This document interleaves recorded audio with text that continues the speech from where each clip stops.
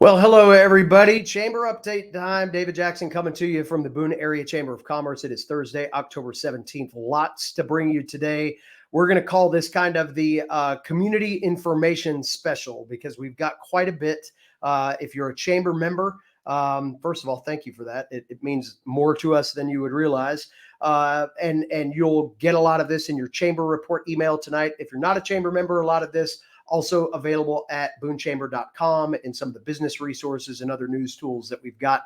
Highly encourage you to check these things out because there's some good information. So I think we'll lead off with a big thing from a community standpoint. Earlier this evening, Dr. Leslie Alexander of Watauga County Schools, the superintendent, has now issued the return to school platform, if you will, for Watauga County Schools. They'll be one of the first mountain communities to have their school system back. That will occur 1 week from today. All of the details in that on a YouTube video that you can watch at our Chamber YouTube channel. Again, if you're watching this on Chamber Report, it's embedded in your report today. But some teacher work days next week. I think as we've talked about, a lot of the process that went into this decision and ultimately crafting this plan had to do with road conditions. And one of the things that Dr. Alexander mentions in the video that I mentioned just a second ago is that, just because you can get a car down a road does not necessarily mean the big yellow school bus can work down that same road. So Watauga County Schools moving to some community bus stops. She goes through what they had to do to get those facilities made available to them. And then that will facilitate parents being able to get their kids to the bus taking them to school, and getting that process started again 1 week from today, next Thursday. So with that, there's also one other bit of news that she expands quite a bit on, and that is the relocation of Valley Crucis School. So many of you that have spent time in the Valley know that if you know anything about Watauga County, our schools are our communities. And in Valley Crucis, they are in the final year of being in a school that has served that community for decades. Just down the road, and thankfully unharmed in all of this, is a new Valley Crucis school that was set to open after the beginning of the calendar year. Not going to be able to go back to school at the old Valley Crucis Elementary School anymore. So Watauga County Schools has worked with some partners, Valley Crucis Conference Center and Caldwell Community College and Technical Institute, to get students into a stable place, a stable environment for learning. And they'll be able to do that when school resumes next week. That is a Herculean effort, easy for me to say, that came together because of partnerships. Relationships in communities matter. I think that's been kind of one of the underscored themes of all of this, and those relationships combined for just the deep felt appreciation in our community for our school system made all that happen. So again, check out Dr. Alexander's video. It's in our YouTube channel. If you follow us at Boone Area Chamber of Commerce on YouTube, and of course, it's in our Chamber report tonight. Another big thing that came out today was an announcement from Appalachian State regarding football games at the Rock. And I guess we'll see you at the Rock, because App State is going to have their regularly scheduled contest at Kid Brewer Stadium on October 26th against Georgia State, with some caveats and some important information to understand. The first thing is, not all of these details are ironed out just yet. Have been fortunate to be involved in conversations with not only Interim Chancellor Heather Norris, but also with Athletics Director Doug Gillen about how exactly this football game will be staged in a way that is as responsible as it possibly can be. And that means taking away the homecoming moniker that may exist on a schedule hanging on your wall. That is not going to occur. Those festivities are not going to occur with this first football game back on the 26th. They are evaluating whether they can bring those back for November 23rd. That's another month plus from now for that last home game of the season. So that's one thing to keep in mind. Also being very direct with fans about how they expect fans to travel to Kid Brewer Stadium and when tailgate operations can go on, and really kind of laying on top of that their desire to see the fan base of App State try to find ways to support the small local businesses when they do come to the county a week from Saturday. So that means, finding a way to maybe ditch the tailgate spread and find a restaurant to go eat in, find a little bit of time to shop in some of the stores, not only in downtown Boone, but throughout Boone and Blowing Rock, sticking to those locations. And of course, the infrastructure is much, much better in Boone and Blowing Rock. And that is where a lot of that direction is going. So I will be the first to say that I am impressed with the way that the university has worked with partners in the county, not only from the onset of this, but in this decision. Dr. Norris asked more questions than she said things. She wanted to know from partners what the impacts would be, how to mitigate some of those impacts, and what good could come from this. This is not about football necessarily. This is about, some community gathering opportunity. This is about an economic reality that this community, I think, is getting some grips on this week, that without large federal and state infusions of capital into our community right now, we have to take what we can get where we can get it to keep some of the businesses and some of the families that are attached to those businesses able to have jobs. That's the bottom line, right? This might not necessarily be the perfect way for anything to occur, but nothing has been perfect about this. What has been very helpful in the process is conversation.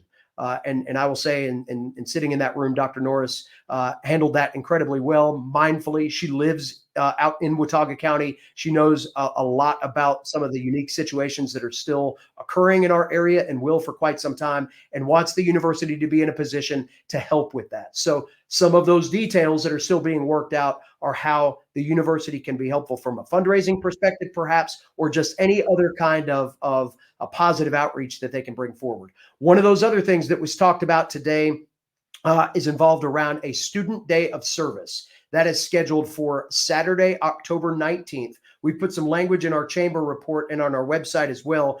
This is all coordinated through App State. So one of the things we learned about in all of this is the importance of rostering volunteers to make sure that if a volunteer comes and does something for you, somebody's got their liability covered, right? From an insurance standpoint, all the things that matter all too much to us right now. The university is willing to take that on, and they are actually looking for projects for those students right now, and focused on community areas and businesses inside those key areas of Boone and Blowing Rock. So they're not sending people out into some of those areas that are still very much involved in recovery and not adding to traffic in those areas, but they want to hear from you, any needs that you might have in helping you at this time. So there's a form to fill out. You can find that in Chamber Report. You can find that on our website, and you may be able to take advantage of the hundreds of students that have said that they want to volunteer on Saturday and do some good. You got to remember too, and I think an important thing to mention is that students came back. We were able to get to that step. I talked about steps earlier in this process, and that step went well. We have traffic in the immediate Boone area again, and that has led to some inconveniences. Of course, it takes a little longer to get around the community than it did, but folks, we need to park our expectation of modern conveniences and understand that while we're still putting infrastructure back in areas that typically relieve some of that congestion, this is what we're going to have to deal with. And I think that after what we've been through in the last few weeks, we can do that for some time. But with those students came back a sense of community from Dr. Norris' video, and she talked about some of this, just our own interactions with students here at the office that have come by here, and we get that a lot actually. They're happy to be back in a community setting with friends. These are students that went through the COVID pandemic as well. Being back in a routine matters more to them than maybe we give credit for. So that has been an uplifting piece to this, right? Sure, they're wandering around. They're back at work. They're helping out with our local business community. But I think you can see healing going on within that group, and we need all the healing stories that we can get right now. So it's good to see our students back. A couple of other community things to watch for. Take a look at our Facebook and Instagram reels tonight. I know a lot of you have had conversations and questions about trash pickup, that debris pickup we talked about very early on in all of this. Well, we have done a little bit of investigative reporting. Our friends Emma and Meg were out today touring around with SDR. That is the company that is involved in the pickup of debris throughout the community. That goes on inside the town of Boone and inside Watauga County completely, right? So that's not just a in-town service. This is everywhere. It's taking a while because it's a pretty laborious process. And we're going to show you what that process is tonight. So you can check out our Instagram and Facebook reels a little bit later. Don't want to give away too much there, but it's a really interesting process that they're going through. And I think I didn't shoot the video, but I think you're going to get a chance to see Mount Trash too, which is pretty amazing to see. But really thank Watauga County and the town of Boone for working with SDR to do this as quickly as possible. Again, it's one of those things that I think once you see the scale, maybe you'll start to understand a little bit about why it's taking a little while and why it's also incredibly helpful to divert things from our landfill that is obviously still working as it needs to for our community. A couple of other quick things. There is a survey that has been circulated amongst Boone Area Chamber of Commerce members that is asking for a couple of key data points as we continue to have conversations with our legislators and other agency partners as we look for some of those monetary fixes that we're hoping for not only our community, but throughout the mountains of Western North Carolina. If you're a business and haven't filled out that survey yet, you've got till Monday around lunchtime to do that. Would be very gracious in accepting your very valuable time and filling out that survey. It's already told us some interesting data. We're looking at the percentage of revenue that's been lost by our businesses in October, what the percentage of that revenue is amongst their annual revenues coming in, what their strength of their business was pre-storm and now. And what some of the indicators are that is going to drive success or failure. We're trying to quantify as much of that as possible, taking away the anecdotal and really living in the actual lived experiences and that data that we can collect. Just today, we were able to talk at length with Senator Ralph Heiss. He was at the Watauga County Economic Development Commission meeting here in Boone today.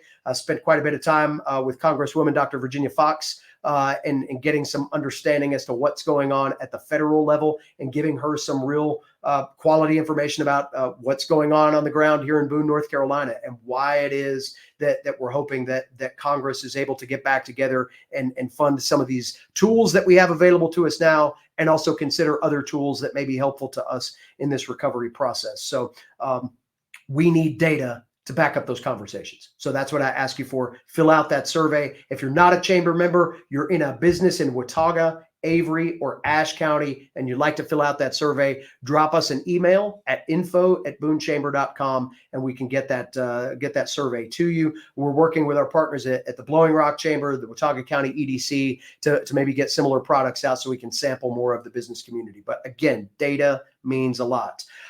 Last thing I'd finish on, man, this has been a hard couple of days, I'll be honest with you. Really starting to get a handle on what people are dealing with 3 weeks into this. It's 3 weeks tomorrow. It feels like it's been 3 years in a lot of ways. And I think that as we are seeing areas of our community come back online, I'll call it, and start to behave a little bit like they did before, we know a couple of things. Number one, there are no absolutes. I can't say that enough. The only absolute thing that there has been is that we have all been rocked by what has happened here. But the areas of the community that are recovering look different than areas of our community that have recovered, or some that haven't even started the process yet. Senator Heiss shared some details today out of Mitchell and Yancey County that make the hair stand up on your arms. We should be considered fortunate for what we've gone through here compared to parts of their community that have been completely washed away. And they have not even begun the process yet of recovery. So I want to underscore this too. And tourism messaging, we're telling people to tread lightly. And we mean that. We mean it when we say stick to the places we're telling you can go right now, because we need critical infrastructure repaired. But also consider some of the ramifications of devastation in other communities that are not ready for you yet. They're just not. They want to be as quickly as they possibly can be, but they are literally moving mountains and putting mountains back together in some cases to make their community function. So let's just dial back expectations just a little bit and understand we're going to try to do our best for you the ways that we are able to do so and in the areas that we're able to do so. That's not going to look perfect for quite some time, but know that for our communities up here, you people that visit here matter so much to us. You're part of our economic picture. You're part of our family, for goodness sakes. You've been donating supplies and financial contributions, all these things, and we want to return that thanks so quickly. but we've got to be understanding that community to community, we are in different places. Usually we talk about the high country as this kind of nebulous place, right? You might stay in a cabin in Ashe County, visit Boone, go to Grandfather, and depending on which way you go in normal times, you could go through 4 different counties to make that journey, right? That is not a possible trip right now. The Blue Ridge Parkway is closed indefinitely. Grandfather Mountain is closed right now, doing tremendous humanitarian work in the absence of being able to take on visitors. Really commend Jesse Pope and his staff for that.